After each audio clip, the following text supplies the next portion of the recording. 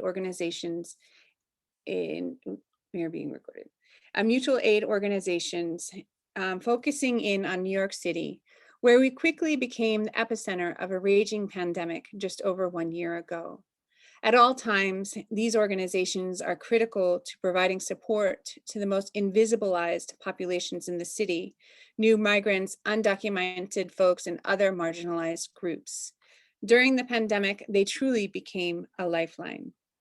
We are joined by a panel of distinguished guests and friends, colleagues, Marco Savedra of La Morada, Maria Valdez of the Workers' Justice League, Fabian Buenala of the Indigenous Language Interpreters Coalition, Zenaida Cantu, who also works with the Indigenous Language Interpreters Coalition, Milton Javier Trujillo of Centro Corona, Jocelyn Attel of the Queens Neighborhood United and Centro Corona Mutual Aid, as well as Benya of Centro Corona and Centro Corona Mutual Aid Network. I'm going to read the bios of our guests and then turn it to them to speak about their organizations. Marco Savedra has been on the front lines of immigration justice for nearly a decade. In 2012, as part of the National Immigrant Youth Alliance, he turned himself into immigration authorities in Florida in order to provide direct support to detained migrants at the Broward Transitional Center. The following year, he self-deported to Mexico with other dreamers, the Dream Nine, crossing the border in solidarity with those who would have benefited from DACA, but were either deported or self-deported before the executive action was announced. Savedra becomes the first of the Dream Nine to be granted asylum in the US. And we were just very, very happy when that news was made available for those of us who were rooting for this. Maria Valdez is the Worker Center Director at Workers' Justice Project, a unique worker center that offers immigrant New Yorkers a voice in their workplace and community. WJP has become a citywide leader, mobilizing thousands of immigrant workers to fight for their rights in workplaces and communities. Maria is leading the city's only Woman Day Laborer Center that is fighting to dignify the labor of house cleaners and Latinx domestic workers. Let's see. Milton Javier Trujillo is an undocumented artist and community worker raised in Corona and Jackson Heights, Queens, who migrated 22 years ago from Quito, Ecuador. He organizes and dreams big dreams for radical collective autonomy and solidarity in his neighborhood and beyond with Centro Corona and Centro Corona Mutual Aid Network.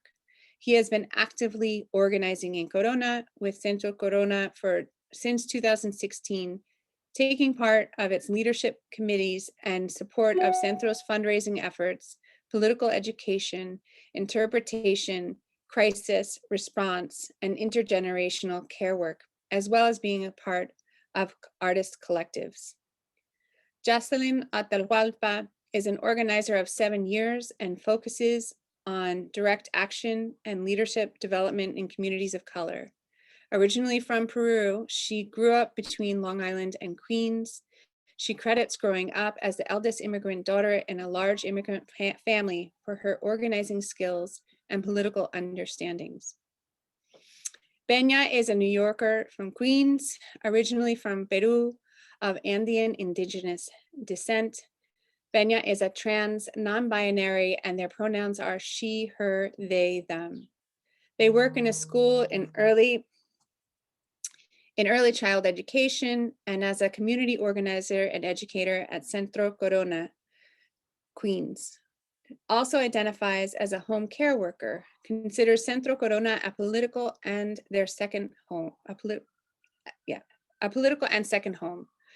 has learned much of what they know about fighting for community through these organizations, and has been working with Centro for around 5 years, working in and at the intersection of youth support work, community safety, and cultural events.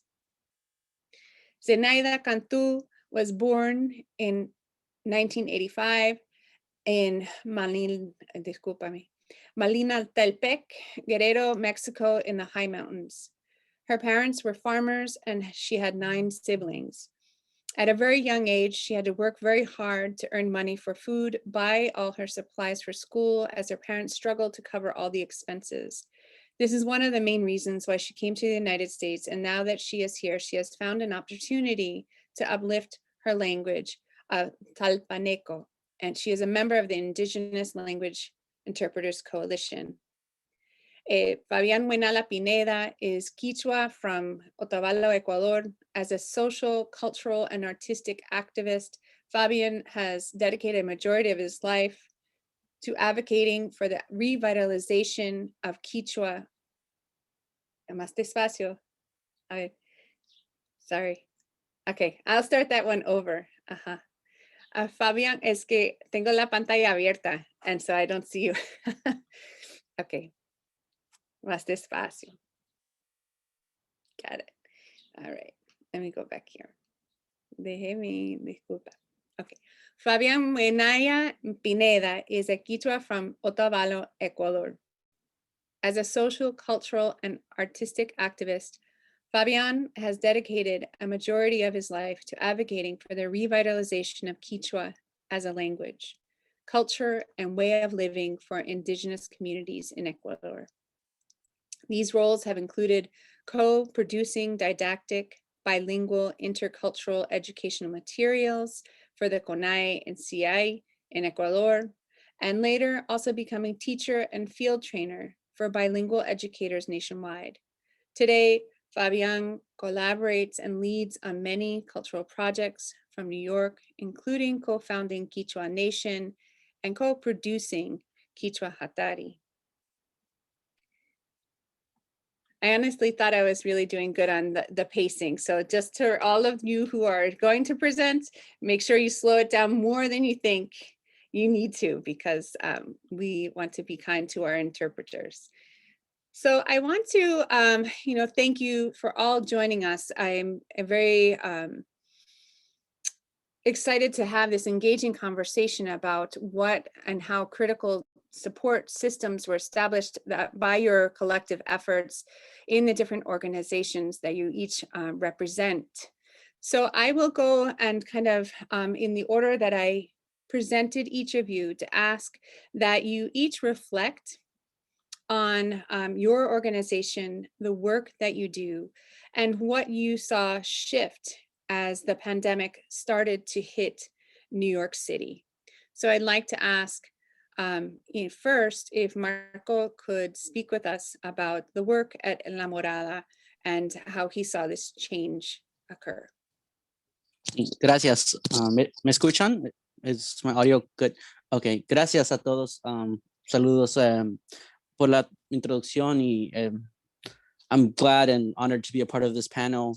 My name is Marco Savedra, y originalmente I'm originally from San Miguel, Ahuehuetitlán, en la Mixteca Baja, en el estado de Oaxaca, Mexico. And for about a year now, we've been feeding our community here in the South Bronx. We provide about 600 meals a day, which comes out to about 2,500 meals a week. And like everyone else, we were shut down during the pandemic in March of 2020. And during that time, we had to brainstorm as a family. My family runs and owns La Morada restaurant. So we've had that space since 2009. And we've always been a radically welcoming space and tried to be engaged socially and politically at a local level. So obviously that month gave us time to reflect and also to plan. So when we did reopen, my mom just started by cooking, large quantities of soup, chicken soup, and that all went away. I think we did about 200 servings in about 90 minutes. So we knew that we had to scale up. And entonces that's when we started to, we had an active GoFundMe campaign that we met so quickly within the first, we were overwhelmed by the support that was out there. And then we couldn't apply for federal aids. Like I believe a lot of people here that are undocumented, we don't get federal relief aid. And so we had to apply for smaller grants, with Rethink Foods and other small organizations. But I mean, just the fact of being undocumented for 30 years, we opened the restaurant during the Great Recession. And now seeing our community being one of the epicenters, right? I mean, Corona Queens was the epicenter of the epicenter here, but the South Bronx was not far behind. We know like the structural injustice and then the environmental racism that our community is plagued with. We have the highest asthma rate in the country, the poorest congressional district in the city. We have structural inequality throughout, lack of healthcare access. We're a working class community. So for all those reasons, you know, we saw that our community had multiple needs and our greatest gift was food. So we had to start with that. And so we've continued feeding our community, partnering with local groups on the ground. So Neighborhood Benches gets meals twice a week. Holy Root Soup Kitchen in Washington Heights, we feed on Wednesdays. We work with the Uptown Fridge Collective, Harlem Fridges, the Bronx, Fridge Girls to distribute to refrigerators throughout the city for food. And we also provide USDA boxes. I know the program is about to terminate this month, but we've been providing USDA boxes to our families and despensas whenever we can by sourcing locally and at our local warehouses. So, I mean, I'm proud to be part of this effort. You know, the main coordinator at La Morada is my sister, Javier Savedra, and the owner of La Morada Restaurants, my mother, Natalia Mendez. So I feel like I'm just an extension of whatever hands and directives they give me. I hope, I know we're going to go through several rounds, so I'll cede the floor back to the moderator. Gracias a todos. I'm here to learn from you all. Thank you so much, Marco. And the impact that I'm sure that you've had is is long lasting there. We'd like to invite now Maria Valdez to speak a bit about Workers' Justice Project. Hi, good afternoon. Thank you for the introduction. It's an honor to be here for the first time. And well, basically we're Workers' Justice Project is a nonprofit organization, membership based. We have more than 3,000 members. Our mission is to empower our members. We believe taking leadership for our members will create stronger communities. So we basically help them learn about the labor rights, fight against wage theft, and organize, have the opportunity to better and have safer working conditions. So during the pandemic as well, we saw the hardships of our members, not getting any help from the government because of their immigration status was, at the time, it was sad to see our members suffer and go through this situation and their desperation, seeing their family and, being empty-handed during that time. It was, hard for us as well as organizers and being part of the organization. We also created a GoFundMe page in which we try to, get through our 3,000 members to, benefit and get something that will help them during those hard times, right? And also as we try to, give them out food as well and keeping in connection with our members, because sometimes it was just, getting a call from us, hey, how are you doing? It was a big thing that we did during the pandemic as well. Mm-hmm. Okay. Oh, that's Marco. Wonderful. Yeah, I think that the need and the demand that was came to light in terms of what families were suffering was really intense, and the fact that we saw all of this happening and unfolding among the most, I would say, vulnerable populations of New York City at the kind of highest extent. And so I would like to kind of turn to Milton, if you could, I want to see, I'm kind of going back and forth, Milton, who I met at a Quechua workshop a number of years ago, if you remember. And Milton Javier Trujillo will speak to us about Centro Corona. everyone.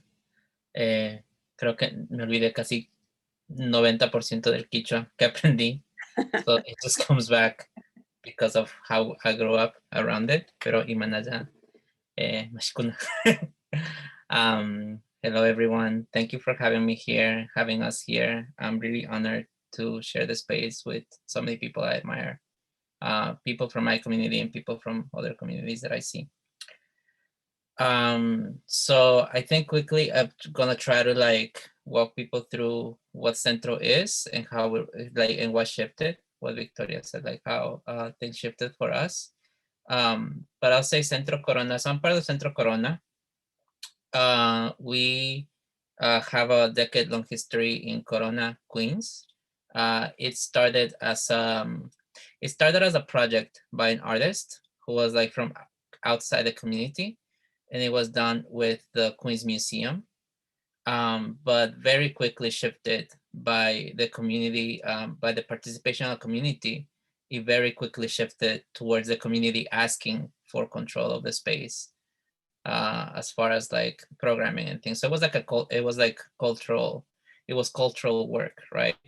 Over the years, people pushed and pushed more very intentionally towards actually organizing and actually tackling the things that are affecting us.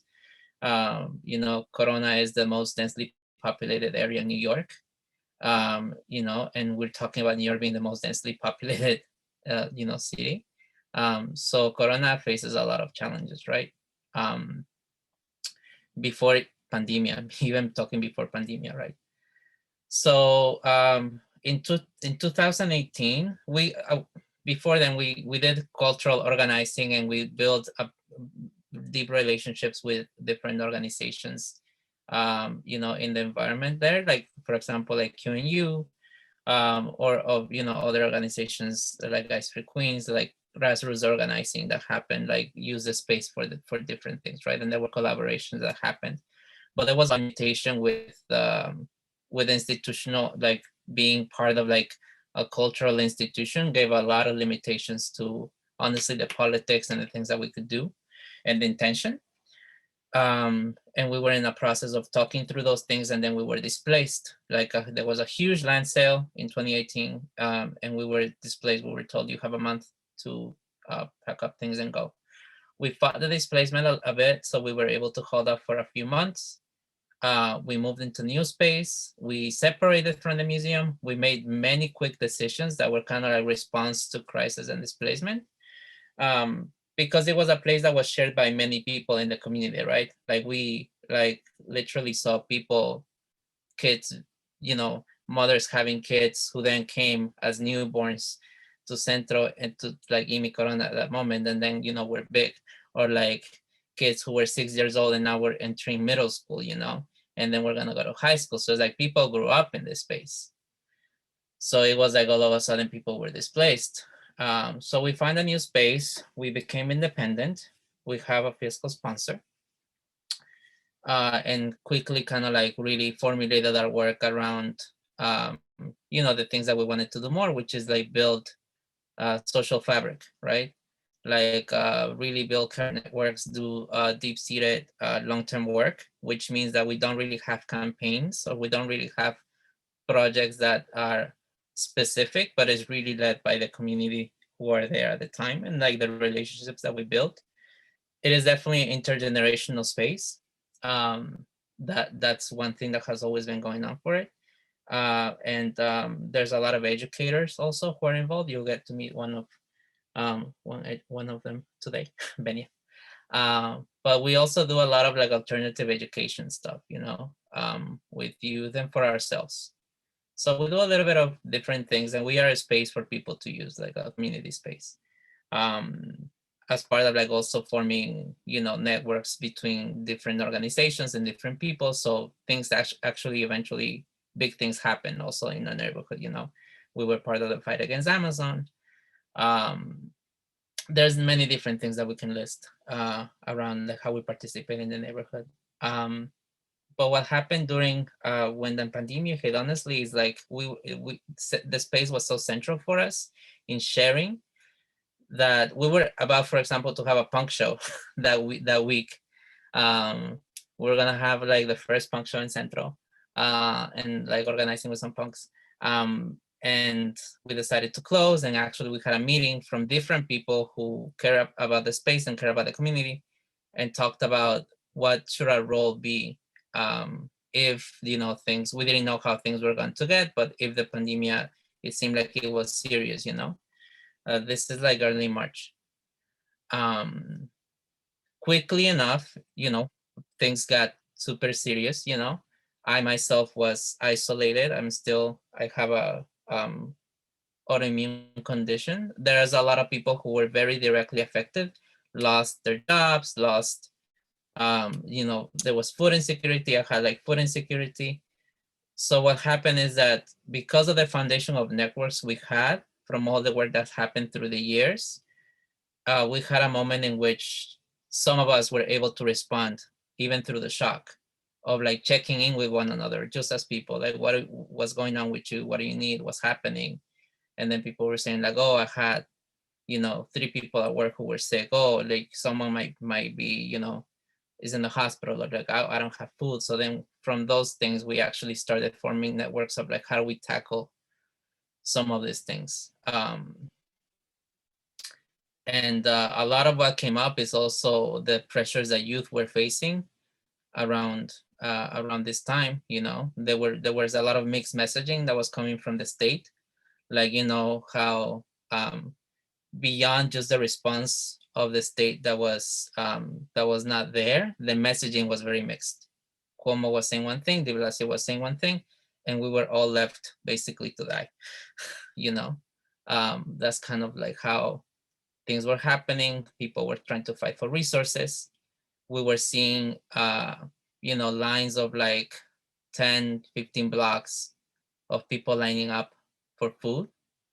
People were fighting over those things, you know, like it was the climate, it was like the way that people were trying to manage resources, and I'm talking about the people who were distributing resources was also very much something that we were a little bit critical about at that moment. It seemed like people had to perform need in order to get a resource, and people were performing, like there was a lot of desperation going around, and I think that made it worse. So we were trying to see like, how can we respond in a way that does not tap into all of these things that are happening right now that are actually hurting us in the long run also. And then we started the network.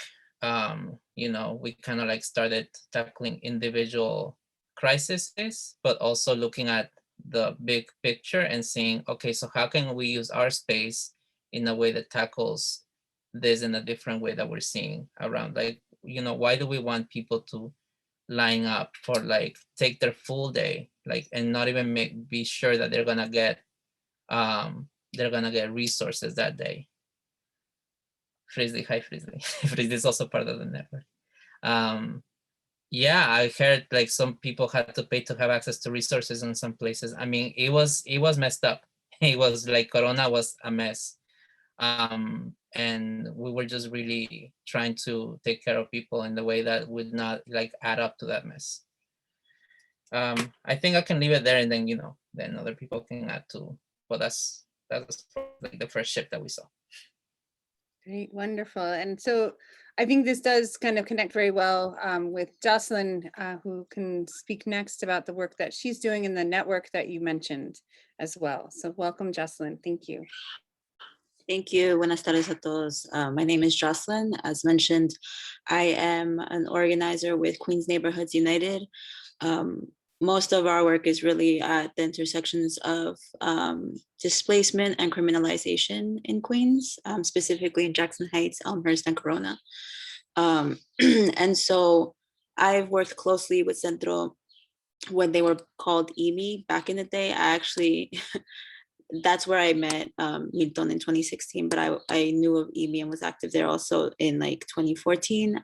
So it's so interesting to see people, like how you meet other people, because I think the last time that I've seen in person Marco was like at a Christmas party in like 2014 or something. So it's just interesting how like our lives interact later on. But so the mutual aid network at Centro Corona was really a project coming together of a few other groups that already utilized the space and had working relationships with Centro Corona. So it was Project Tajra and Queens Neighborhoods United in collaboration with Centro Corona, because we worked so well together constantly, you know, there was an interlap of like space and everything. So it kind of just it was really natural. The progression was really natural. I wasn't initially involved that first month because I actually got really sick in March. And so I'm usually one of the people that like takes on leadership really fast, whatever. And so I wasn't involved, and I don't think people even realized that I was sick, because I was just like still responding to things, but like not being like super active. So that's just like another mention or a nod to like how a lot of us were directly impacted, and still are, right, and still feeling the repercussions that are long to come after this pandemic wanes down. But essentially, I'll talk more about kind of like how the network has developed since March of 2020. I came on board really in like late April, early May, assessing the different kind of committees, the different types of work that we were already committing to, and at the same time assessing what was needed, how things were changing. Honestly, like week to week, everything from like instructions from the government to like need to the number of people that were reaching out to us was constantly changing. So it was constantly, and even till now, it's constant adapting to these changes and trying to pivot and figure things out. But Milton, correct me if I'm wrong, but we started off with like 10 families, and then like the next week it was 15, then it was 20, then it was 30, then it was 40, then it was like we have a waiting list of like 100 families that still are trying to get on our on our delivery schedule. So it really grew really fast. I pulled some not statistics, some numbers, some details about the network. So from March of 2020 to December of 2020, we were able to fundraise enough money to offer cash assistance, to develop different programs and stuff. But 60% of the money that we raised was directly through people power, and only 30%, well, I guess 40% of that was through grants, emergency grants. And we managed to distribute in those few months of last year, $87,000, like directly distributing to community members. It was more or less direct wealth redistribution. And then for food and medicine within those months, we spent around $43,000 that we also fundraised in conjunction to other groups. New York NYC Grows, was giving us a lot of produce that we were giving out to the families, which was really helpful. So it just goes to show that I think like in moments of emergency, our networks and community really pulled through. We would have never thought that we'd be able to fundraise that much money and be able to give it directly to our community members. And then since December, we haven't really done the numbers, but I know like at minimum, we've distributed almost $30,000, I think, in cash assistance again, which honestly, with like 100 or so families is not a lot per family. So everything feels like it's never enough, honestly. So I'll go into a little bit of the different parts of the network. We had a food distribution program. Most of it was on our list, and we would deliver food and medicine to different families in Queens, specifically in Corona, Jackson Heights, Elmhurst, East Elmhurst, but also like in all parts of Queens. And then we would also do food distribution with whatever was left over with the surrounding blocks. So we would have a list of all the community members that live like next door to Centro, across the street from Centro, and we would call them when we had like extra and try to rotate through that list. We had the cash assistance program. We didn't require any information beyond like how much do you need and how do you need it. We had a homework help program that was pre-existing at Centro, and it was really fleshed out. I think for a moment they really needed to take a lot of these programs needed to like take a second to reassess how to do it in this day and age, what needed to be changed and stuff like that. So I think Benya will go into detail about the homework help. But what was really special was that, like, I know they did this whole section on mutual aid with the youth. So the youth were like really understood, I think, more than a lot of other folks about like what was actually happening at Centro. We developed weekly newsletters that would go out with the deliveries, and that honestly talked everything from like specific information. Now, I mean, our whole campaign this year has really been vaccines, but honestly, it was everything from like, don't be like anti-Black racism to like, I can't even remember. I don't even know how many newsletters we had, but it was for every week last year. And the feedback that we got from the families was that it was really important that they had a source of reliable information, specifically during that time where it felt like misinformation was everywhere. And so that was really cool, where at first I really thought that nobody read the newsletters, and we'd be really putting in a lot of work to develop those kind of overnight and translating it into 5 languages. But it turns out that everybody actually really liked it. So that was a good feeling.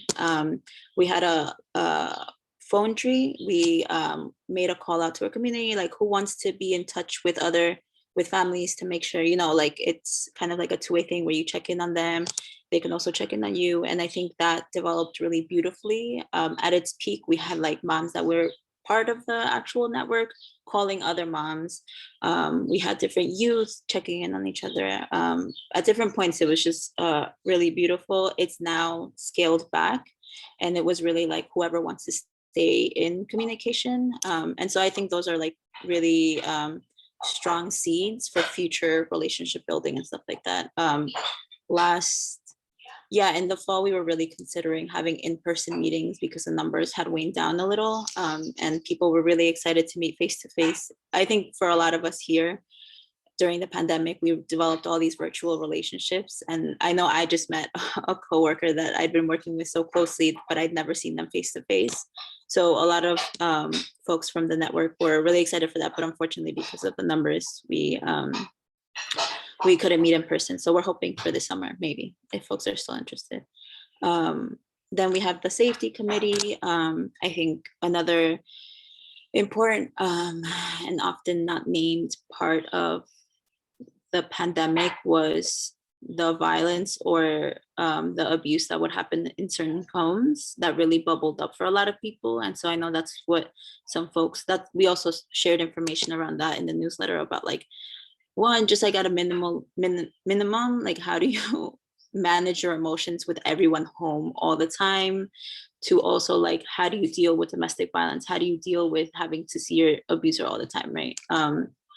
So those things popped up. There were other community safety issues that came up. And so it was really nice because Centro had that infrastructure and had that team and training already, where it just like pivoted. And I believe it like collapsed into one team. So that was really nice. We also had a teletherapy network where we opened up and reached out to our network and their connected therapists to specifically moms, but most people that wanted it from the network. A lot of moms were saying how stressful and like they would feel like physically ill having to manage all the stresses at home. And so a lot of them were vocal about wanting to be connected to a therapist. And we all know that with our healthcare system, accessing mental health resources is really, really difficult. I'm actually personally one of the people that managed to get a therapist for the first time ever through Centro Corona.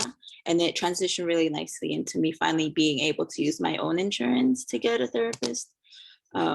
So that's just like another example. We also had the telemedicine. I'm super close to being done.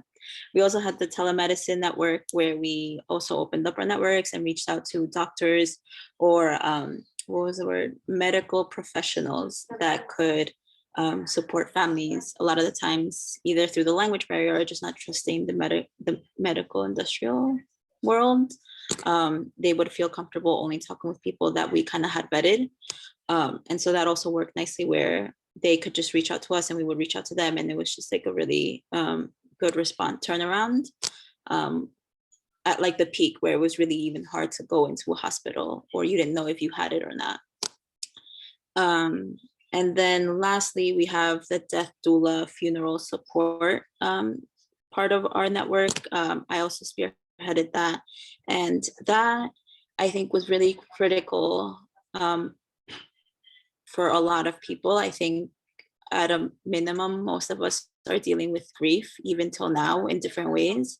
But that committee really kind of presented itself mainly in like cases of someone in my family died, or like, how do we do this? How do we repatriate bodies, send bodies back to our home countries?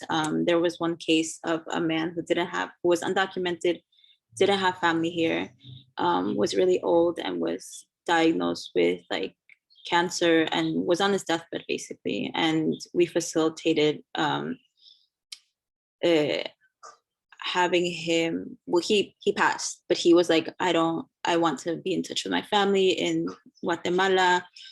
So figuring out the repatriation. And then we managed to tap into, honestly, these angels from, was it Richmond Hill? I'm pretty sure it was Richmond Hill, but they owned a funeral home and they offered so much support. They walked us through everything. They prepared all the paperwork like ahead of time.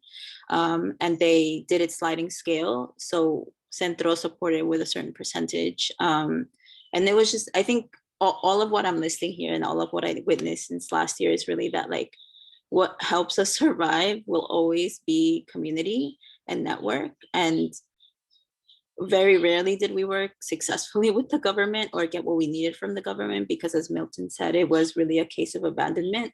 It was really just people stepping up and surprising you with what type of support they'd be able to offer. So yeah, that's in a nutshell. Last year, I'm not gonna go into currently yet, but I'll pass it on to Benny also. Okay, thank you, Jocelyn, so much. And I mean, there's a lot, so much great work that you guys are doing. And as you know, the pandemic really exacerbated vulnerabilities that were already pre-existing, all of these things. And so you've touched upon a lot of these different issues. And also the kind of critical need for organizations to be flexible in kind of moments of crisis, to pivot and kind of recheck in and constantly reassess what needs are there within the communities and the best ways to kind of provide those needs. And so I want to kind of give the floor to Benya so they can speak a little bit more about the different projects that you had ongoing that kind of also had to shift. Hi everyone, honored to be here and like learn so much from different people's work. And also I've been, as I'm here, I'm actually learning about some other work Centro's been doing, especially some stories that Joss has been sharing. And I think it's something really, really special about Centro, that there's like really different, the mutual aid work is so vast that there's just different areas of focus.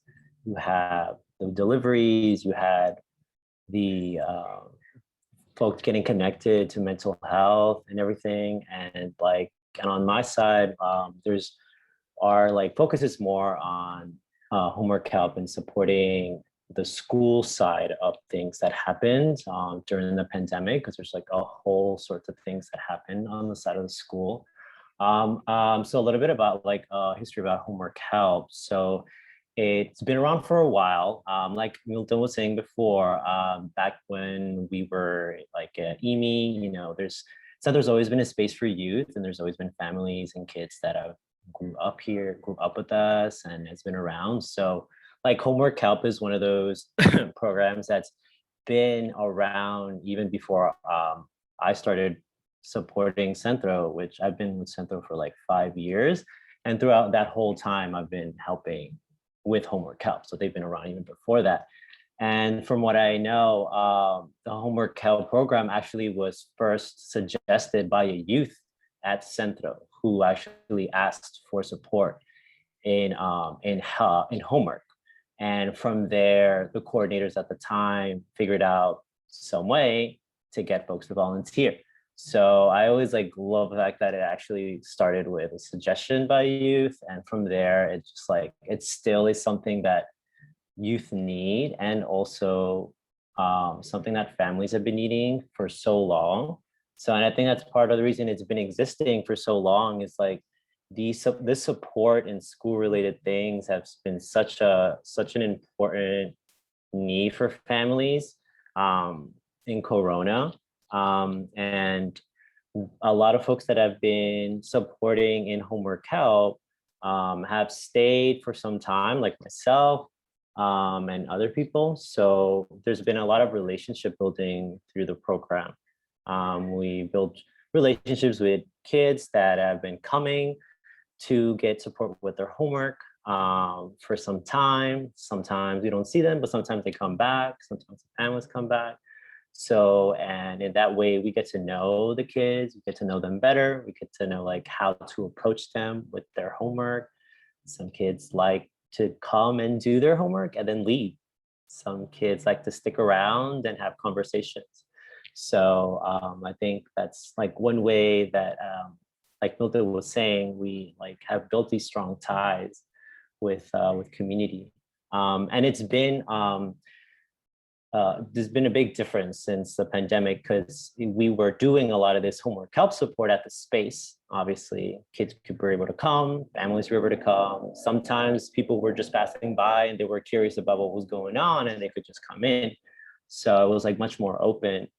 But since the lockdown, honestly, when schools actually had to, back in March, when there was a huge citywide shutdown, it was such a big change in what really, what families really needed support with.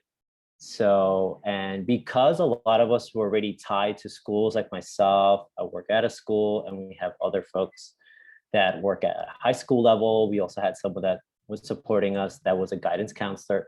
A lot of us already know like all the changes that were happening. And because we're already connected to a lot of families too, they were voicing all these things, difficulties and anxieties that they were dealing with. And since it went remote, there was like a lot more, just a lot more challenges, a lot more crazy things that were happening. As we know, like once things went remote, there was a lot of not only like hard access to technology and to the internet, but there was also a new, like families had to learn how to work with it, how to figure out what platform, how to use this platform, how to upload documents, how to do all these things. So that just created a whole level of stress that nobody was ready for, not even educators, because we were also like learning how to do all that stuff. So for a while, like Jocelyn was saying, we had to kind of like step back, the homework help team, which I started as a volunteer and then I just stepped up as more of a coordinating role recently. So we had to step back and figure out how we were going to continue the program. We actually, for a while, were not so sure if we were going to continue supporting homework or do something else. At some point, we considered to do like childcare, figuring out what the families needed at that time, especially in March and April. So we considered different options when the lockdown hit for schools, and and so I mean, at some point we were hearing a lot what families needed, and then we were meeting some of the folks that were still involved. We were meeting and figuring things out. So like in the spring, we decided that we were going to do not homework support, but create a virtual space for kids and youth to interact with each other, to have spaces where a space where they can play games, where they can center joy and questions. So it turned into virtual hangouts. That's what we called it. So from like April to the beginning of the summer, we were doing that. And most of the time we were just planning games. We were just letting kids talk to each other. Some kids were coordinating games, like we were splitting up, facilitating between like an adult facilitator and any youth that wanted to help out. So we were really encouraging that a lot. And yeah, so we were doing that for most of the spring.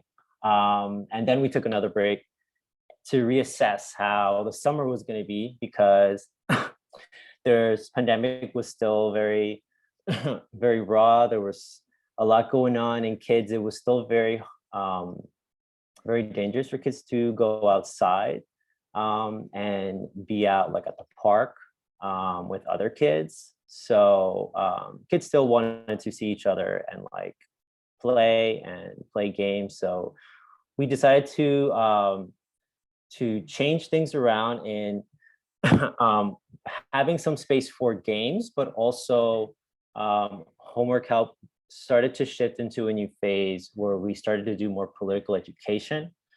Whereas in the years past, it was more centered around doing supporting with homework and sometimes supporting with school-related questions. And then recently during the pandemic, we really decided to focus more on doing political education and mixing it up with games and figuring out just like ways to engage kids in these like important questions and things that were happening at the time. So like Joss was saying, like one of our big topics was mutual aid. And we were just figuring, this was all like new to us. So we were all figuring this out together. We started talking first about what community was, and then from there we went on to talking about mutual aid and what that was, and also about what it is to care for your community. And we also made sure we brought up the fact that the government did not respond in helping our communities at all. So, and we also were able to ask folks in other parts of the mutual aid network to come and like speak a little bit to youth about what their work was about. So that was also really special because it kind of it connected us to just other parts of the mutual aid network too. So we had like Milton came and he spoke a little bit about what he was doing.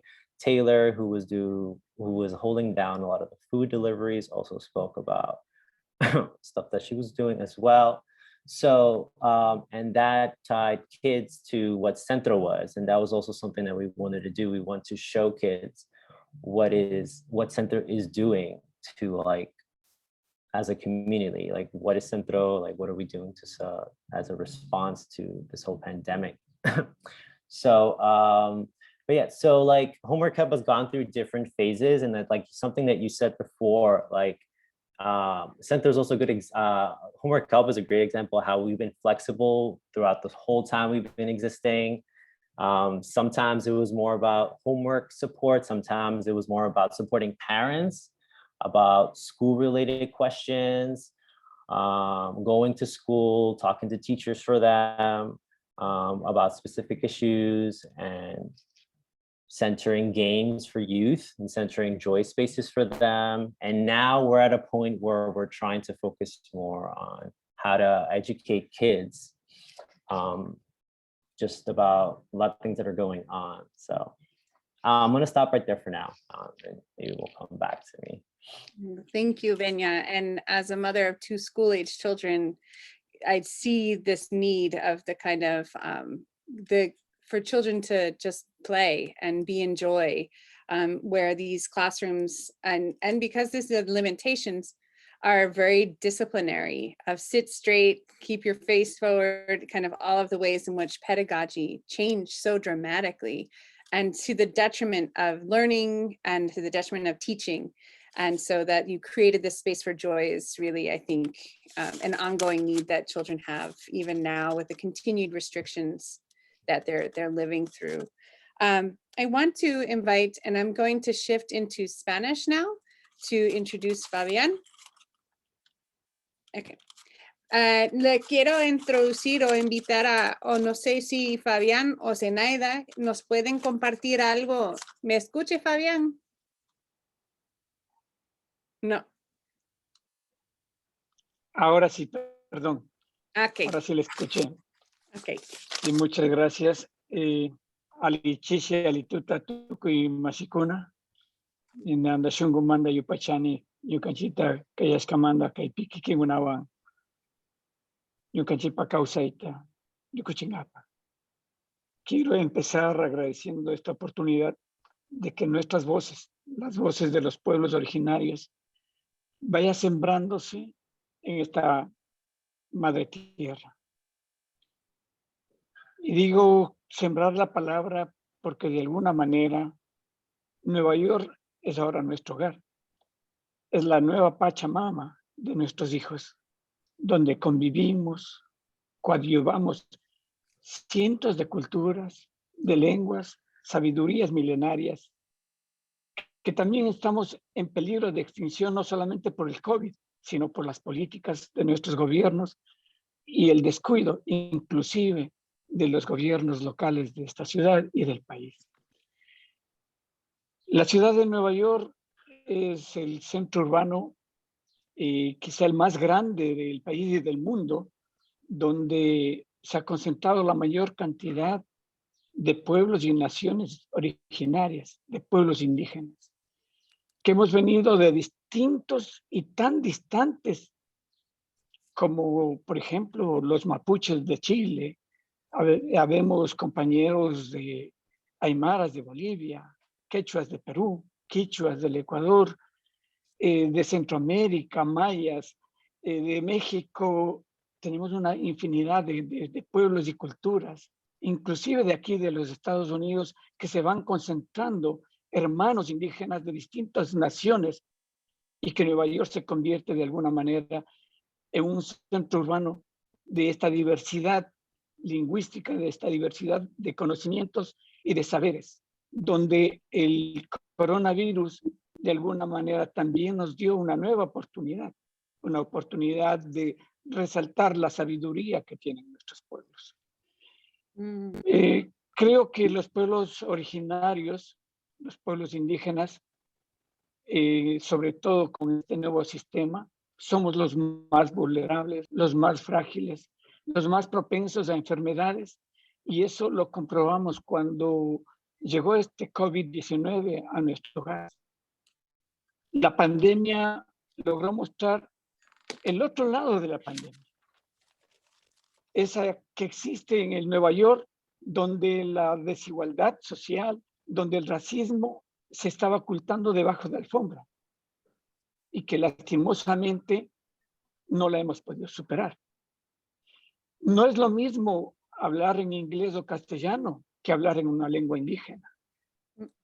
No es lo mismo ser mestizo o blanco que ser indígena. No es lo mismo vivir con miedo por falta de documentación y siendo dueños de este propio territorio y no poder acercarnos a obtener los servicios porque no nos entienden lo que queremos ni nosotros sabemos cómo funcionan.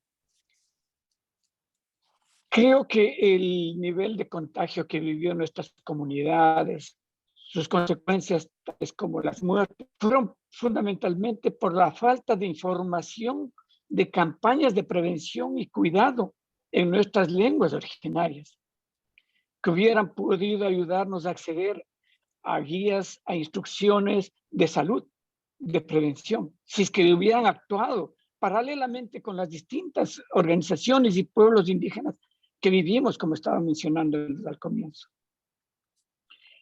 Creo que con este marco y con nuestras barreras del idioma, temores de acceso a los centros de salud, nosotros los distintos pueblos originarios, lo que hemos debido contrarrestar esta crisis, hemos desarrollado una serie de estrategias con las que venimos trayendo desde nuestras comunidades, como son la solidaridad, la sanación y curaciones milenarias que aún se mantienen en la memoria de nuestra gente. Yo no creo que todo fue fatal. También hay que ver el lado positivo de esto.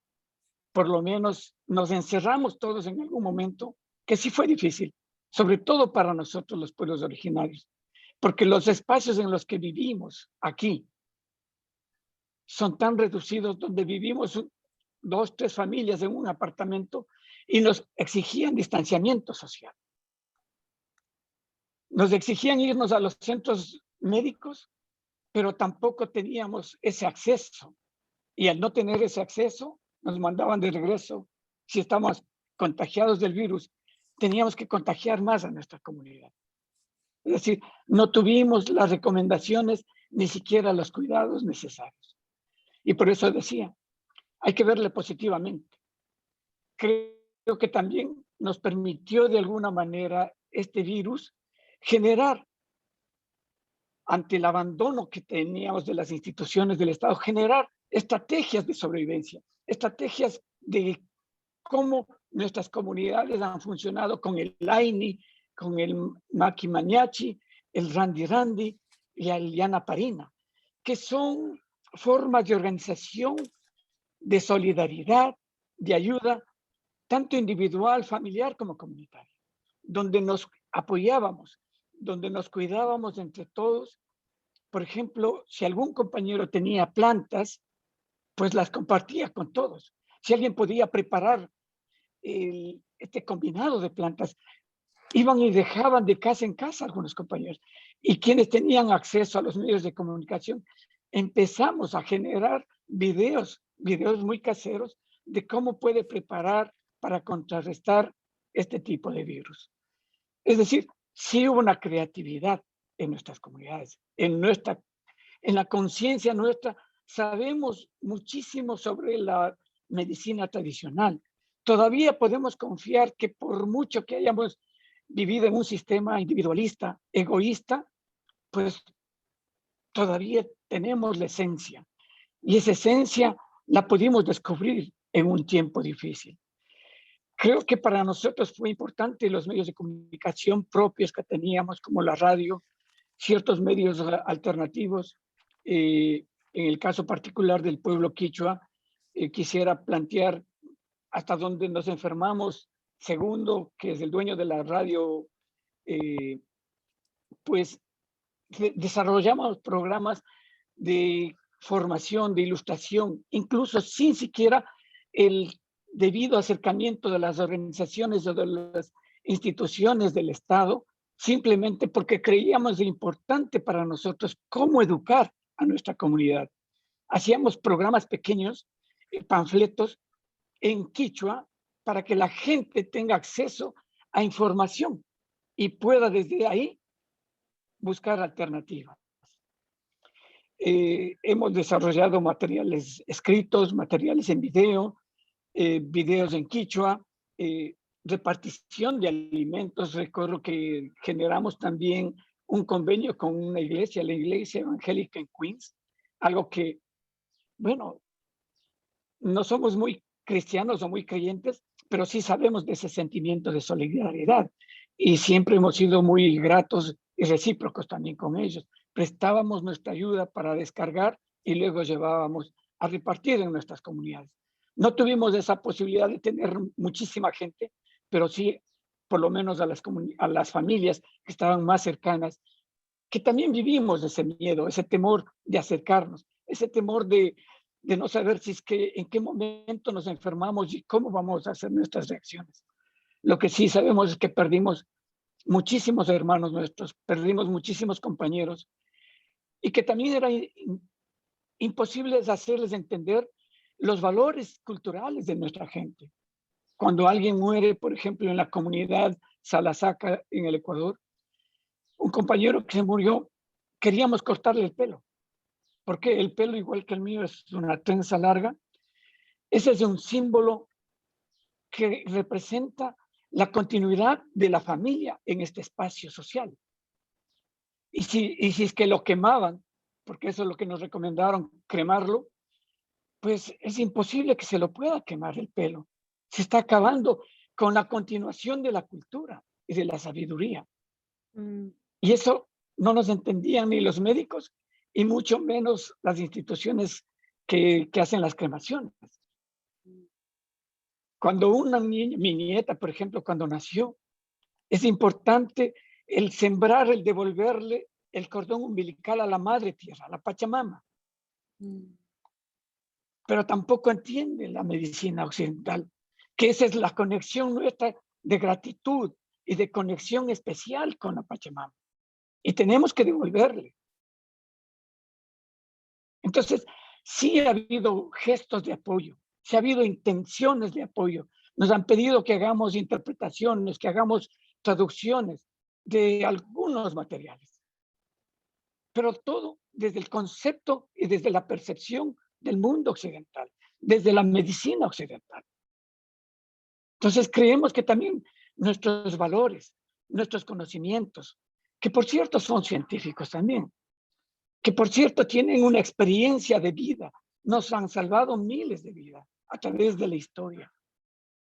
Pero nos hemos visto limitados, que cada vez que nos dicen traduce esta campaña, no podemos dar nuestra opinión desde las perspectivas, desde el conocimiento de nuestras culturas.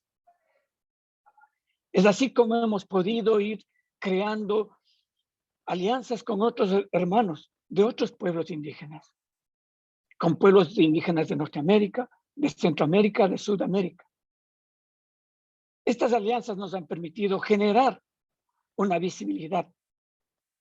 Y creo que quiero dar paso a nuestra compañera, Zenaida, para que ella nos hable un poquito sobre esta experiencia.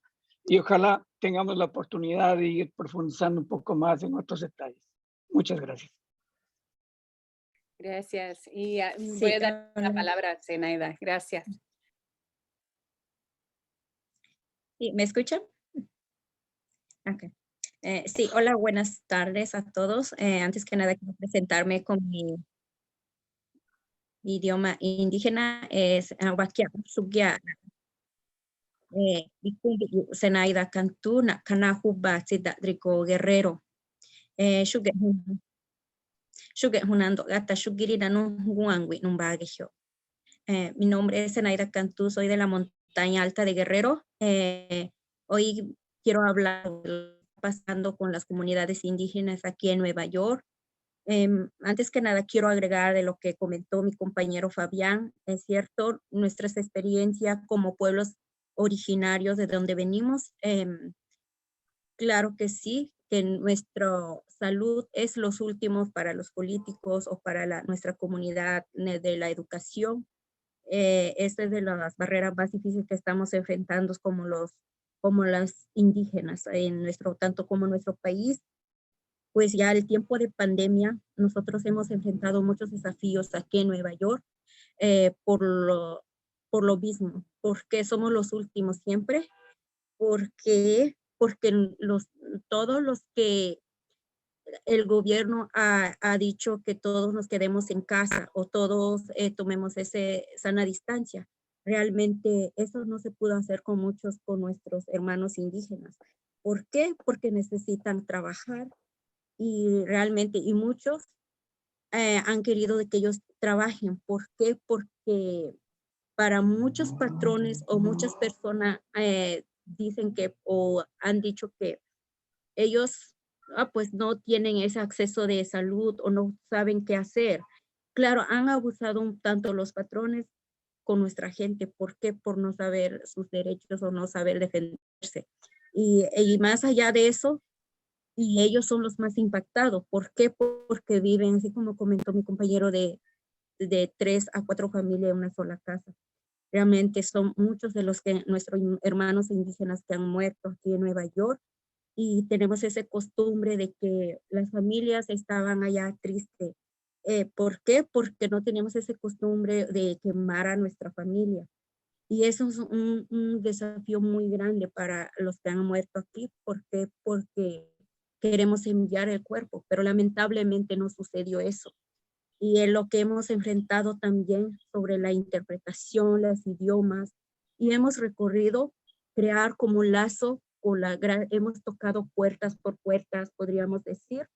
¿Por qué? Porque nadie nos escuchaba. Hemos tocado, y gracias a las organizaciones sin fines de lucros, que es ELA, es de una organización que nos ha apoyado mucho, y en el cielo también, porque hemos recorrido de todos y nos unimos entre nosotros mismos para poder ayudarnos cómo difundir nuestra lengua para la información sobre cómo deben de cuidarse nuestra gente, cómo hemos difundido la organización Cielo, que desde en California nos ha apoyado, nos ha brindado muchos apoyos sobre lo que es el audio de nuestra propia lengua para poder que difundir todo eso en todos estos a nivel nacional aquí en Nueva York, para que ellos puedan a cuidarse sobre eso. Todo eso hemos estado haciendo. Incluso también hemos estado interpretando, así como mi compañero Fabián, hemos estado interpretando con el Departamento de Salud, difundir sobre las campañas de las vacunas para que ellos tengan acceso o escuchar esa información. Muchas de las veces también tienen miedo por la confianza, ya no tienen confianza con los gobiernos, con la gente. ¿Por qué? Porque realmente ya han tenido esa experiencia del racismo, la discriminación por hablar una lengua indígena o por nuestra forma de ser o por nuestra tez. Eso es lo que, ese es el desafío que estamos enfrentando aquí en Nueva York, y el racismo es lo más difícil que hemos estado enfrentando. No solamente hablamos de la pandemia, si eso es más allá, si pudiéramos hacer como un orden de eso, no alcanzaría el tiempo que tengo ahora, porque son bastante necesidad que hay sobre los pueblos indígenas. Y desde la interpretación de los hospitales, y eso es lo que nos ha hecho la organización Cielo desde California, que ellos nos han capacitado, buscar la forma de capacitarnos nosotros los que hablamos en una lengua indígena, para poder interpretar lo que es el ámbito de salud y de jurídico. Pues son organizaciones que hemos visto que nos han ayudado, así como hemos formado un colectivo de intérpretes aquí en Nueva York. Buscamos de diferentes lenguas, porque sí hablamos de una lengua indígena, pero esas lenguas indígenas tienen sus variantes, y cuando hay un caso en las cortes así, y realmente sí necesitan a sus propios variantes, tanto los hospitales, en centros de vacunación hoy en día. Realmente muchas de las personas que trabajan en ese lugar, pues no pueden distinguir si la gente de nosotros necesita una interpretación ahí pues realmente me imagino que otros, quizás aquí en Nueva York estamos impulsando más sobre todo esos tipos de casos, de temas. ¿Por qué? Porque sabemos la necesidad, estamos muy cerca de nuestra gente y sabemos la necesidad que ellos están enfrentando aquí en Nueva York.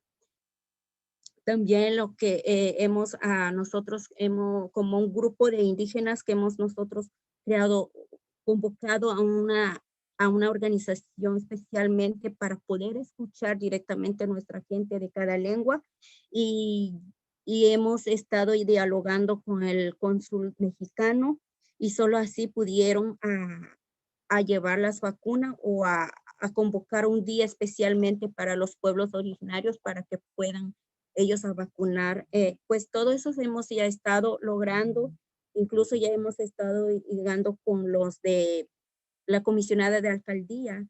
¿Por qué? Porque queremos llevar nosotros nuestro propio voz para que nos escuchen, porque realmente quizás están otras organizaciones que han querido de como representarnos, pero ¿qué pasa? De que ellos no pueden conocer más nuestras necesidades nosotros como indígenas. Nosotros que estamos muy cerca hemos recorrido llorar con nuestra gente de lo que pasó aquí, y hemos conocido más sus necesidades de ellos, desde cómo los atropellan o cómo los matan o cómo son, sobre todo los repartidores de comida, la mayoría de ellos son pueblos originarios o hablantes de una lengua materna.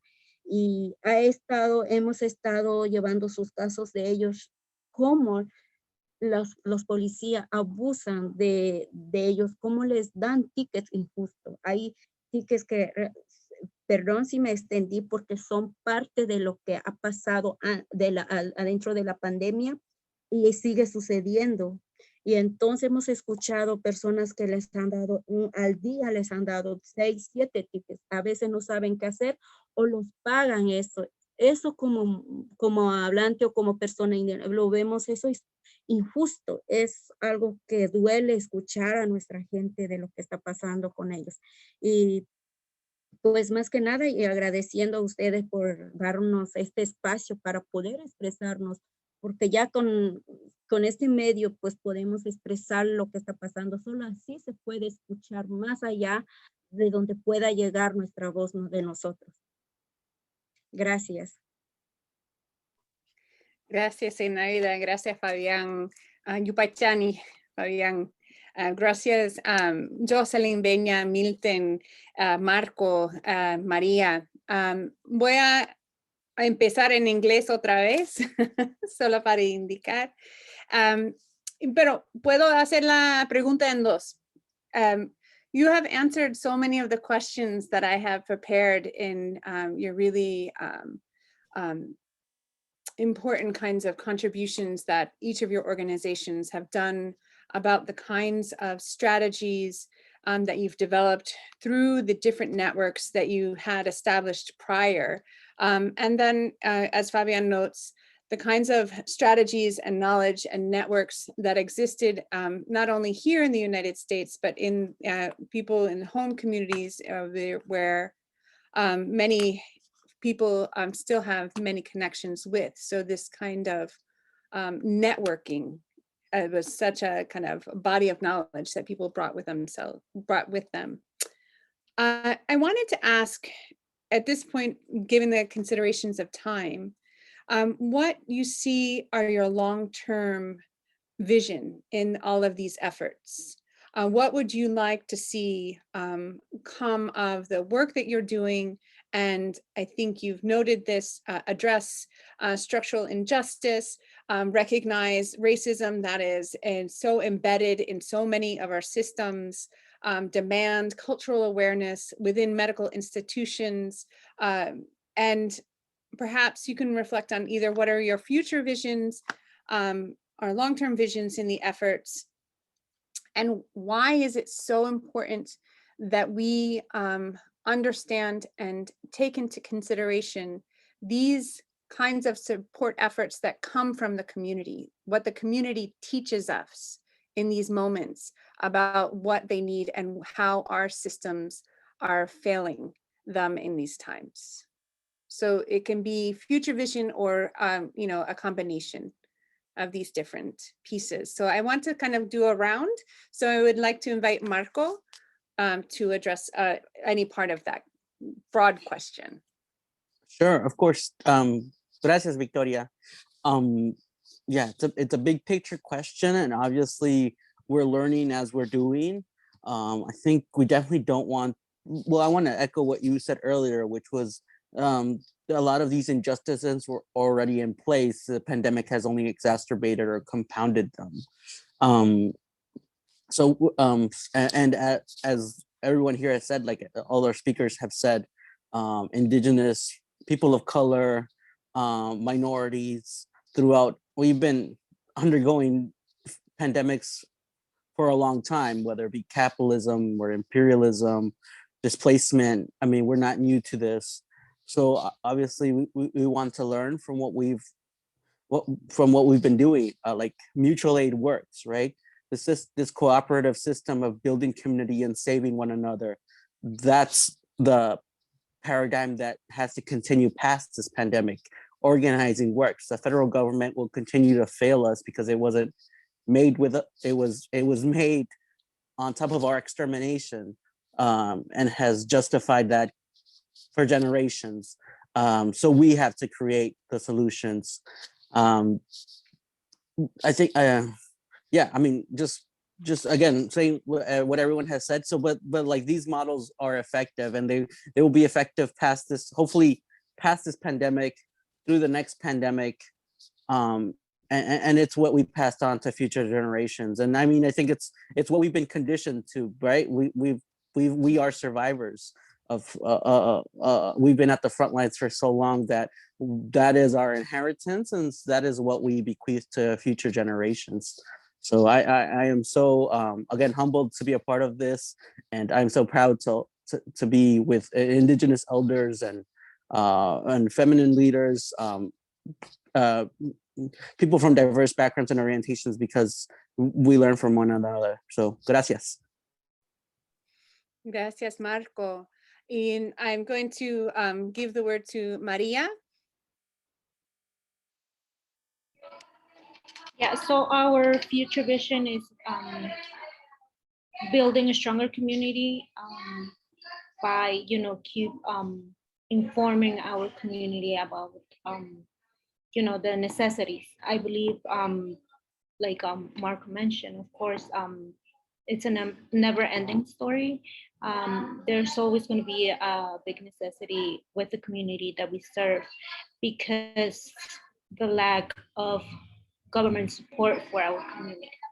So we believe in making changes by empowering our community through education, by making better working conditions, dignity and respect in the workplace, because they come here for a better opportunity, right? We're in a place, in a country in which we see that as, making changes in our life. And unfortunately, once we get here, we face this situation that it's not what it seems, right? And it's not fair for our community to be treated the way they're treated. So by organizing, we believe that our community can do better and gain more power in that sense. Thank you, Maria. So through education and through kind of empowerment in these different programs, we can give people and our community tools to kind of continue the kind of work that we've been doing and that we've experienced over different periods, as Marco mentioned. So Milton, I'd like to invite you to, and I know we were talking a little bit about future visions earlier. Yeah, thank you. And thank you, everyone. Just want to name, like, I'm still sitting with everything that everyone has shared. And it's pretty amazing to just hear how, like the different responses and how communities were ready from before. And I think it's important to visualize like that, something that Fabian was saying, and then Marco, and then you, Victoria, also echoed this sense of like, these knowledges that come from elsewhere, also that people do carry, how we embody certain knowledges, and those clash also with what we find here, right? The systems that we find here.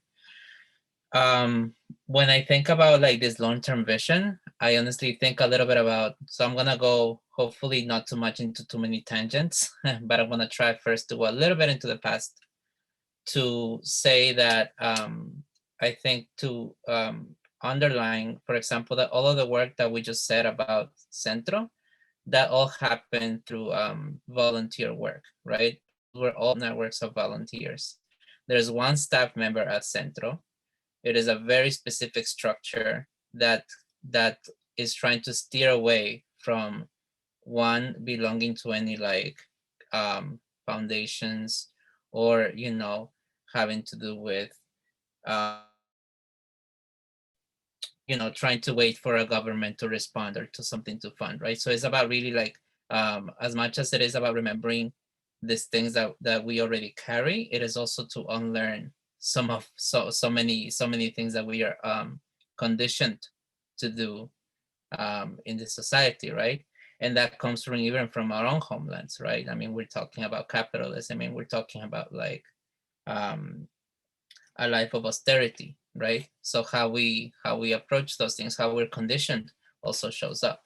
So there's been a learning process, even from when we responded to the displacement in Centro, where we were like, okay, we want to become independent from a cultural institution. We don't need museums to tell us what culture is.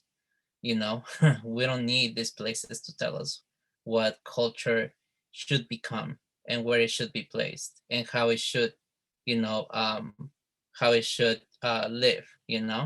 We don't need them to tell us what public spaces should be like.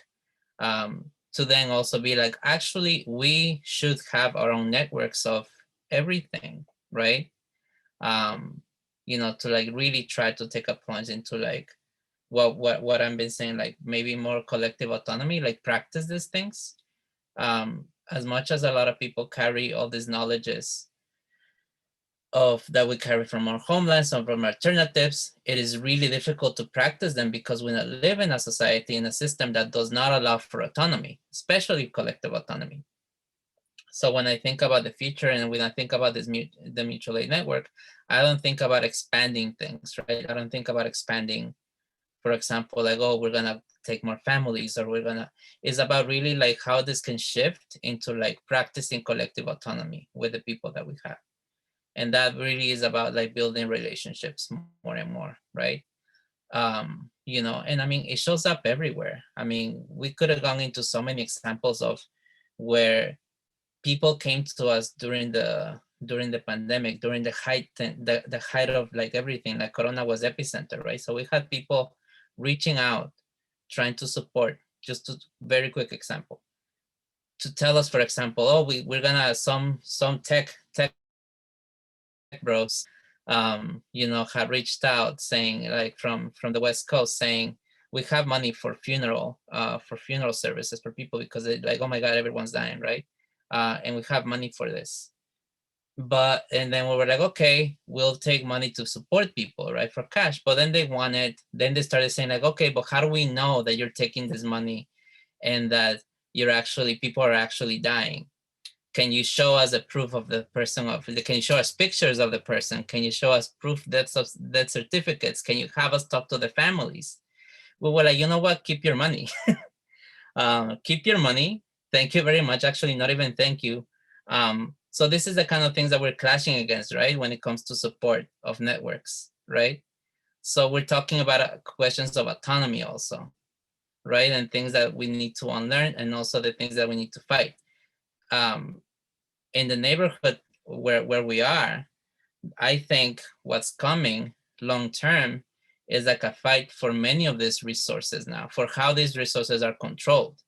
So a lot of mutual aid networks have been established, and a lot of people have actually used those mutual aid networks, or what they call mutual aid networks, to like prop up their own power and prop up their own, you know, potential, I don't know, like their influence in the community, or their influence even in like how to use public space, you know?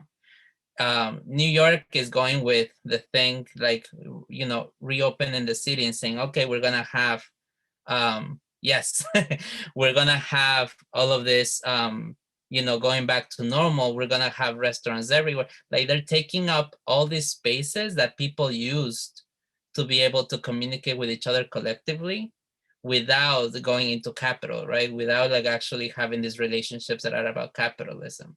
They're taking those things away. So I think for me, the future is really like, how are we like learning how to like, you know, battle some of those things. And honestly, how we're learning to really know the differences between people who want to support the community and support collective autonomy versus people who are there for other reasons, right? Or who have a vision of like, oh, this will be a investment haven, like, you know, in like 10, 20 years, you know, who don't want the families that we're supporting to remain there, you know, because I mean, things are difficult everywhere, you know, like people here who have migrated also to like be able to support their families in their own homelands are not even able to send money anymore this way. You know, we're actually realizing that a lot of the system that allow for like quote unquote richness to be spread around, a lot of the system is crumbling here right now. So what do people do when they're stuck, undocumented, right? When they have no language access, you know, also. And there's also all the other systems are crumbling, you know. You're not necessarily going to go back, you know, to your homeland, because also things are not going well there. So you have to organize here collectively. So I think those are the things that that we think about a little bit, like long term, like how does like a space like Centro then, you know, what is the role of a space like that in like within those questions, right? And it is really about building up those relationships more and learning. So alternative education, and then like really shifting these networks into like more collective decision making, really. Thank you. I don't know, Benya and Jocelyn, do you want to share in, or perhaps Fabian or Zenaida, thinking about future visiones del futuro, y qué podemos aprender de los esfuerzos de las comunidades que hemos pasado, como hemos aprendido, como creo que Fabián tocaste en eso, que las estrategias de como apoyarlos, redes de comunicación, redes de apoyo, todo eso.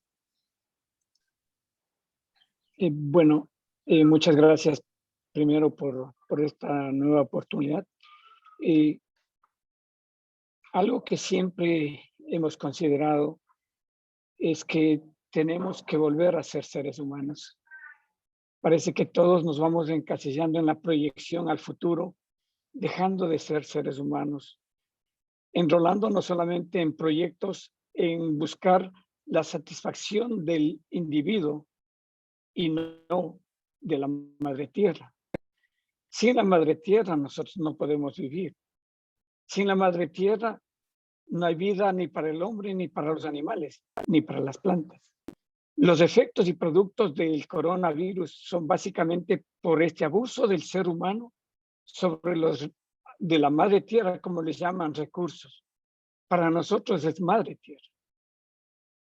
Si es que nosotros no tomamos conciencia de que primero le debemos respeto, de que necesitamos protegerla, cuidarla, pues estamos destruyendo el futuro que no es nuestro, el de nuestros hijos, de nuestros nietos.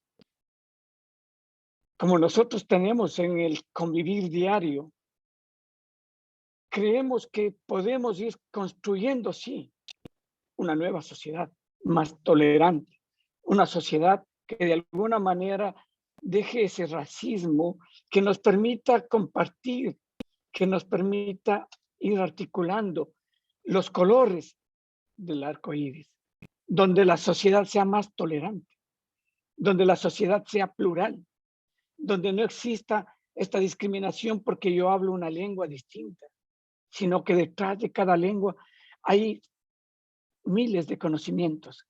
¿Cuántos pueblos, cuántas naciones, cuántas lenguas están en riesgo de desaparecer por este egoísmo del ser humano, por el racismo, por la discriminación que no nos han permitido resaltar toda nuestra sabiduría? Creemos que solamente Occidente tiene el conocimiento y ese es el camino que todos tenemos que seguir. Hemos visto los últimos años el desarrollo de la sociedad occidental.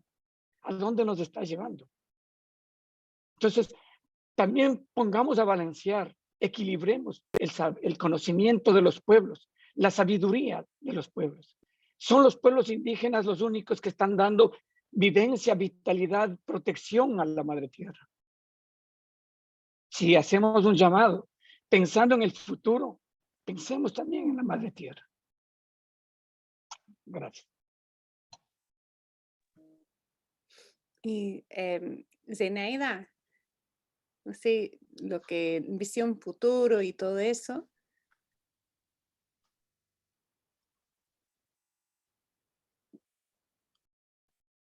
¿Me escuchas? No, a ver. Quisiera dar la palabra, o es que no quisiera brincar, Beña y Jocelyn, disculpe, pero también si Zenaida nos quiere compartir algo de su visión del futuro, o Beña, Jocelyn igual si quieren poner la palabra. Yeah, yo puedo agregar algo. I'll do it in English. I think as an organizer and the way that I organize specifically, it's often really hard for me to plan out a long-term vision or to see anything beyond like the everyday kind of survival work that we do. I think if anything at Centro, QNU and Centro have very different rhythms of organizing. And I specifically am very chaotic sometimes in my organizing. So sometimes I've learned a lot from Centro on how to like take a step back, how to incorporate breaks into the work that we do so that we can look back in less amounts of time. But in terms of long-term vision, I think personally for me, I don't, and for a lot of us organizers, I think we envision ourselves as organizing for a long time.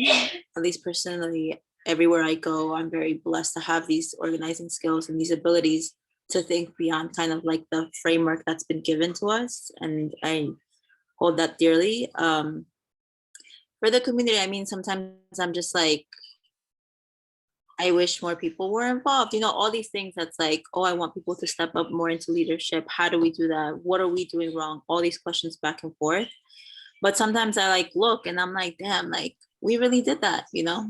I know I'm not really saying that much, but like I am trying to take the time to kind of like take a breather and think of all the things we've done. And a lot of folks right now said a lot of different things. At certain points I was laughing because Milton, myself, and Benya, we kind of prepped beforehand talking about other things that we wanted to talk about, specifically how ego shows up in mutual aid work, how different critiques of mutual aid work has developed in this past year specifically, right? And how do we negotiate with that? Like, how do we also reflect on our own work? Are we fully doing mutual aid work? What is mutual aid work? Yeah, that's a lot of questions up in there, even though it seems like we know what we're doing. Yeah, no, I mean, you said you'll have to be flexible. So at the same time, you can't quite predict what's happening next and what's going to be the best strategy to address these things. And, you know, kind of in the big picture, as Fabian mentions, we have to all remember, like, this is our mistreatment of the Mother Earth, and that we need to take care of her. And, you know, as Milton's addressing, and also Marco, these structures were not built for so many of our community, and that to really kind of survive, we've been surviving and people have been surviving through these different strategies. But if we come and boil it down to where did we fail, it's at the very principle of how do we kind of connect with Mother Earth and how we connect with our needs as humans and not being as individualistic. And so all of you who are engaged in this mutual aid work, and I think a bit, Jocelyn, you're pointing to this, is we're engaged in this work because of the kinds of needs we see within our communities for our families. You know, I think something that was really resonant with me is that you've seen these families grow, Benya and Milton, in these communities. You see the children get older, and you see the families kind of have children. You kind of really are so connected in so many ways. You know, and I think the last year has really brought to the fore, you know, what is mutual aid work, like you said, and who's involved, and, you know, how do we contend with these philanthropists who don't quite understand the kind of nuances of what's happening with communities, or NGOs that come in with a vision of what is development, what is it that the community needs, and why it's top down as opposed to from the community. And so I want to thank all of you for sharing your insights and the work that you do and the knowledge, and you know, sharing in this space today, because these are such important reflections on where we need to go next, and why it's so important to be attentive to the community and what the community says, and checking back in, like you said, and making sure that you could be flexible in these ways. And I don't know that there's a solution, right? Like, how do we upend these structures that continually extract and exploit the labor and the lives of individuals who come to the United States, and who exist, frankly, for generations within the United States, because this happens with the original peoples in the United States as well. And so, you know, these are larger questions, but I really do think we have more to ponder. And I wonder if you guys have any questions to share with each other, or have for each other at this point, or if anybody who's still with us has any questions for the panelists.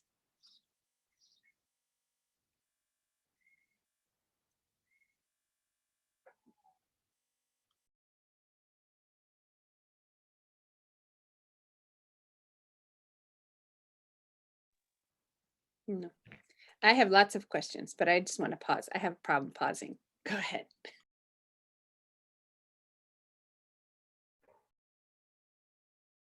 I mean, I had a quick question. Tenía una pregunta rápida. From what people have been sharing,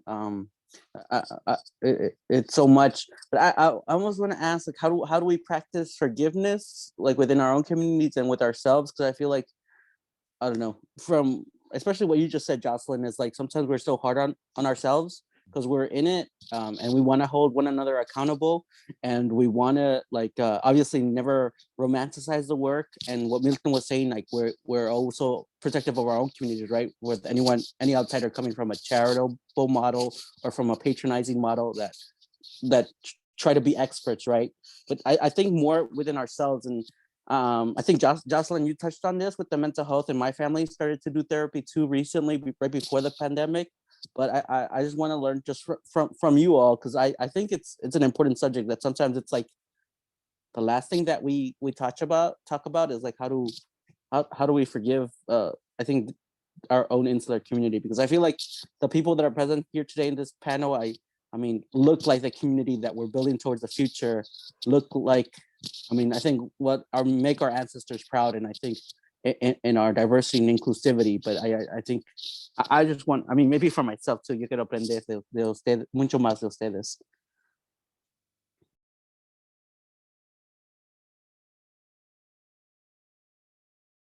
No sé, hopefully my question made sense. I can jump in. In terms of forgiveness, I feel like it really also comes from like more recent developments, or at least my own kind of like coming to terms with like accountability and work like that. But honestly, for me, what like always kind of remains the truth is that changed behavior is the best apology. And so in terms of forgiveness, I think a lot of people are open. No, let me not speak. Like personally for me, in past experiences, I think change behavior is for the most part what allows me to forgive. And I have a very forgetful mind, so sometimes I forget. But forgiving, yeah, I don't know. It feels really abstract also to answer, but that's my attempt. Wanted to see, Milton, did you have a response as well? Yeah. And then we have a question in the chat next. So go ahead, Milton. Yeah, thank you, Marco, for bringing that in. And from what Joe said, like that is so central, I think. When you talk about forgiveness, what came up to me was like basically, sometimes we cannot forgive ourselves because we are also acting the way that we're organizing. It is also, we're like so afraid of mistakes. Sometimes, at least, well, let me not say we then, let me say me. Is a learning process of like, you're really afraid of actually, doing the wrong.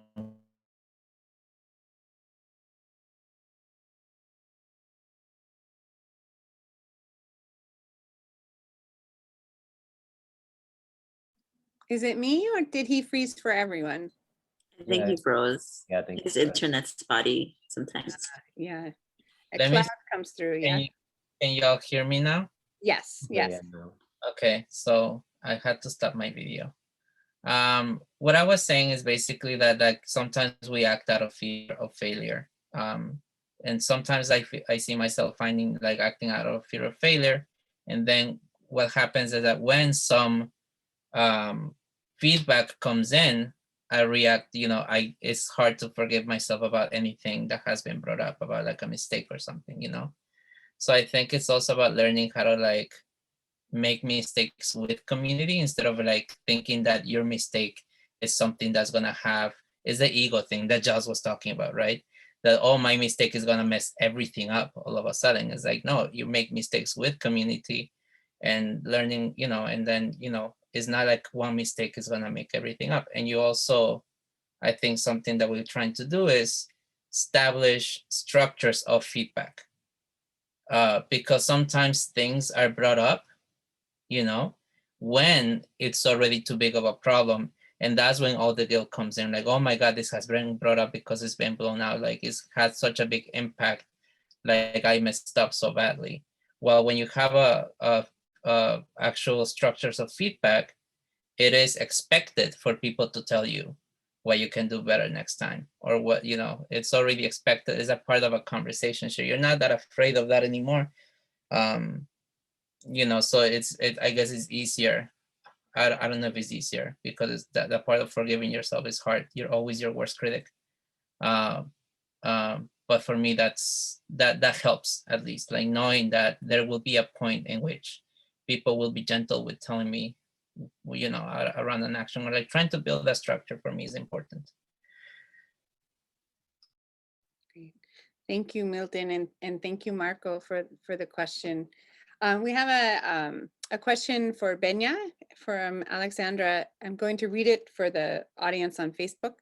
I was very interested in the focus on political education as part of this work, and I'd like to know more about what the focus of your programs on political education is and how it is part of the move towards restitching the social fabric, something Milton mentioned earlier, and structural transformation. Hi, thank you for the question. So there is, so in Centro Corona is always doing political education in many different ways. So either through like cultural events,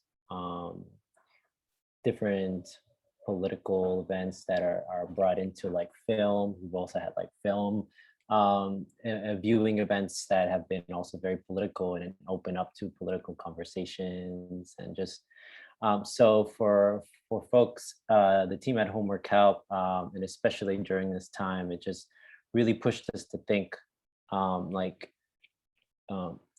how we can let the youth be more aware of the conditions that they're living in, and especially since not just but just the conditions that they specifically are living in, because like there's just so much adult dominance, you know, to be blunt, like just like adult dominance wherever they go, and that shows up as like policing in schools, that shows up as like rigid structures at home where they can't really make a lot of decisions, and there's no decision making for them.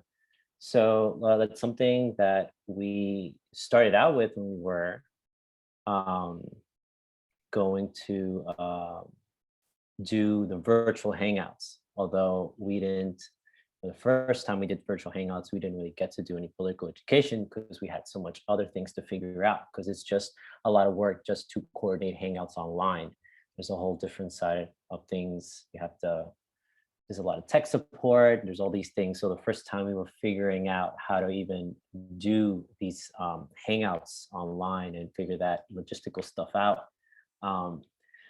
But yeah, so it started, like I said before, when we started doing more political education about community and mutual aid and trying to connect those concepts, and really just have kids understand more what's going on and why mutual aid was an important response to how the lack of government support,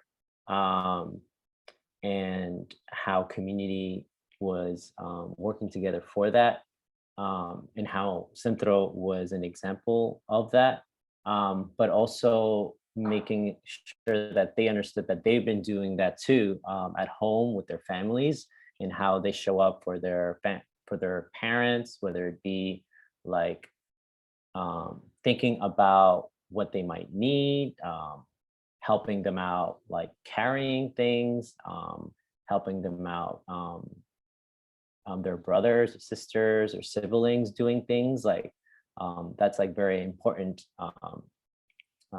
like network and very important relationships that really is just like what a lot of the mutual aid work at Centro is founded on.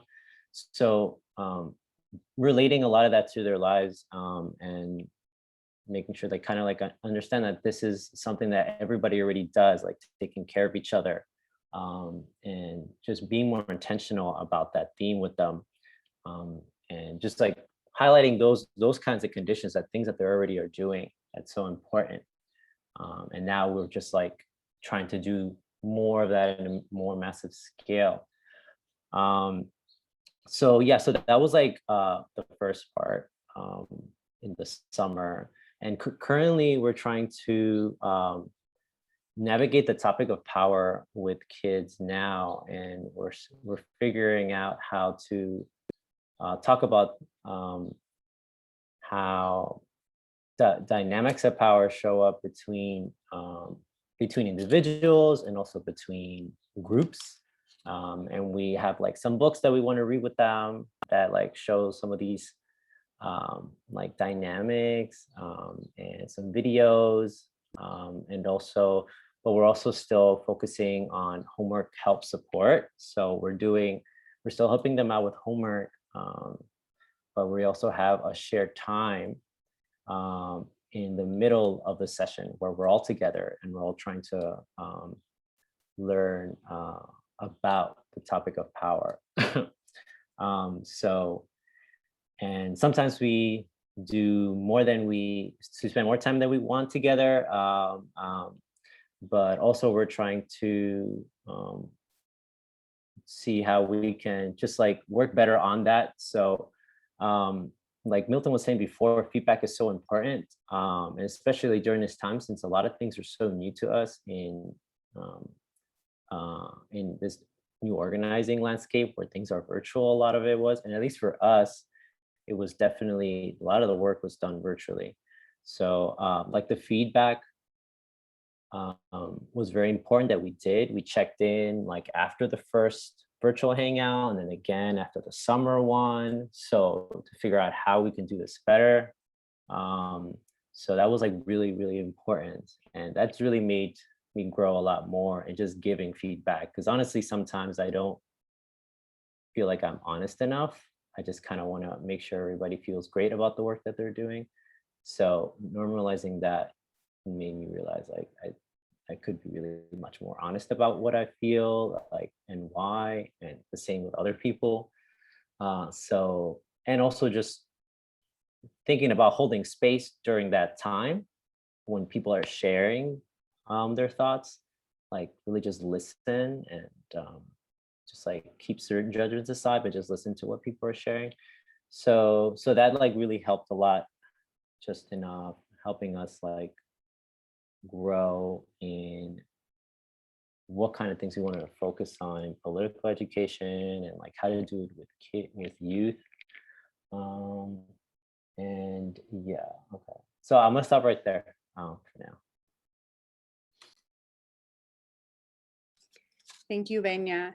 We're coming up closer to the tail end of our time here, and I'm gonna kind of do a few closing remarks just to kind of give us a sense of a proper ending.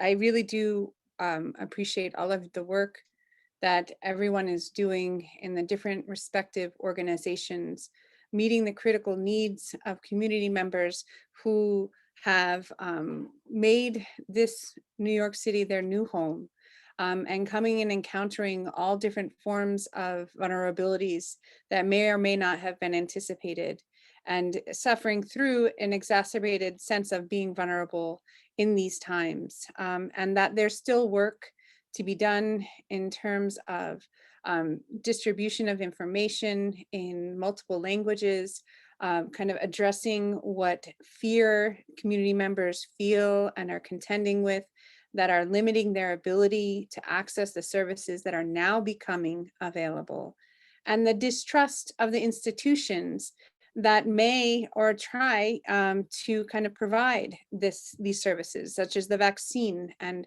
one of the questions I had was about this, but some of you answered in different ways, is as we see the vaccine becoming more available, it is also, we see this kind of limited accessibility among Latinx and the most vulnerable populations. And there's myriad of reasons why. And so I think your presence within these communities, your networks within these communities are so critical to kind of overcome these limitations that the state has established for itself in constantly invisibilizing these communities through different systemic ways. And so, thank you again for all your critical work. I don't know if you had any last thoughts or, tasks for us to take on to support you in the work that you do.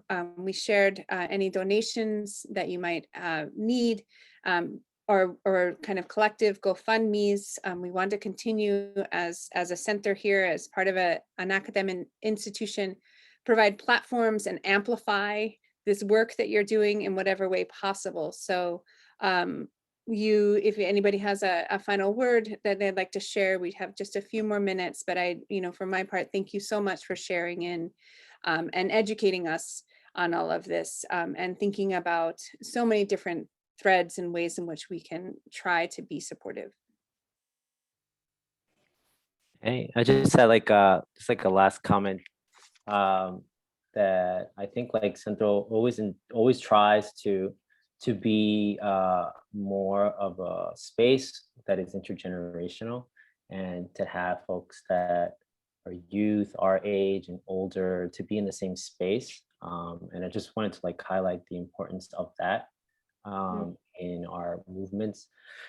We learn so much from each other, from kids to all sorts of ages. And there's just so much that I have learned in being in different types of areas of work and events, from the moms who organize their dances at Centro, from the kids who learn from the moms who organize the traditional dances.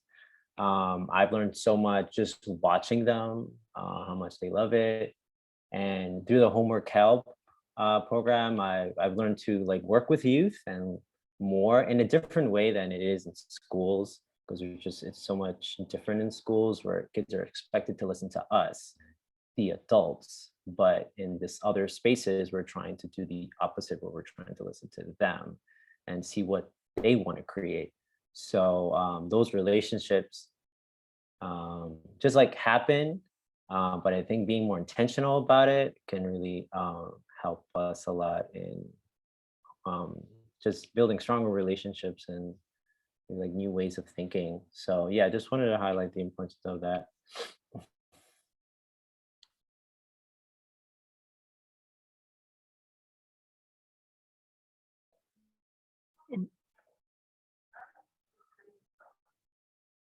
Bueno, y yo quisiera expresar mi gratitud a Victoria, Machi Victoria, por este espacio que nos han permitido compartir un poco nuestros sentimientos. Estamos en la construcción de este colectivo. Es muy incipiente, estamos recién aprendiendo a gatear.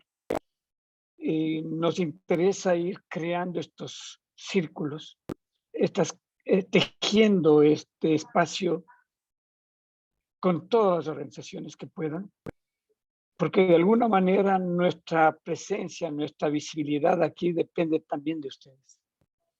En la medida en que ustedes nos apoyen y respeten nuestras formas de vida y de proyección, estarían garantizando también la existencia de pueblos milenarios. Hoy sabemos que la población indígena ya no se encuentra en los centros, en las comunidades. Más de la mitad de la población indígena está en los centros urbanos. Y los centros urbanos es nuestra nueva morada en el que tenemos que adaptarle a nuestras realidades. Y en esa adaptación no queremos perdernos. Queremos que ustedes también nos ayuden, vigilantes a que nuestras futuras generaciones se enmarquen dentro de los pensamientos filosóficos que tienen los pueblos originarios. Ojalá estamos generando presión al Departamento de Salud para que nos adjudiquen un espacio donde podamos tener la posibilidad de generar talleres, servicios de interpretación, traducción, talleres de artesanía, de textiles, regenerar nuevamente toda la sabiduría de nuestros pueblos. No estoy hablando específicamente de un pueblo quichua, por ejemplo, en el caso mío. Estamos hablando de todos los pueblos hermanos indígenas, que somos una diversidad, la riqueza que vive esta ciudad. Es impresionante si pensamos cuántas lenguas se habla aquí, cuántas fiestas sociales, comunitarias se desarrollan. Para todos casi ya es muy común el Inti Raymi. Todos han bailado en algún momento el Inti Raymi aquí en Nueva York. Y todos saben lo que significa el Inti Raymi. Para nadie es difícil entender cuando hablamos de Pachamama. Todos saben lo que significa.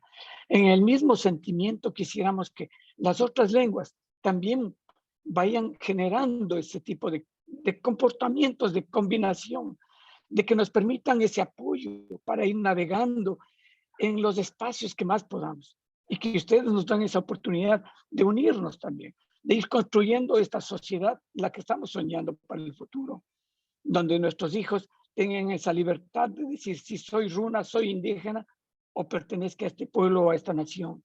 y no tengan la vergüenza y el recelo que nuestros padres y nosotros mismos lo vivimos. Siendo ecuatorianos, tuvimos la oportunidad de vivir, de sentir ese racismo en el Ecuador y también aquí. Entonces, ojalá este tipo de seminarios, este tipo de encuentros, sea un diálogo donde podamos compartir, donde podamos aprender el uno del otro y que nos ayuden a construir. Muchas gracias.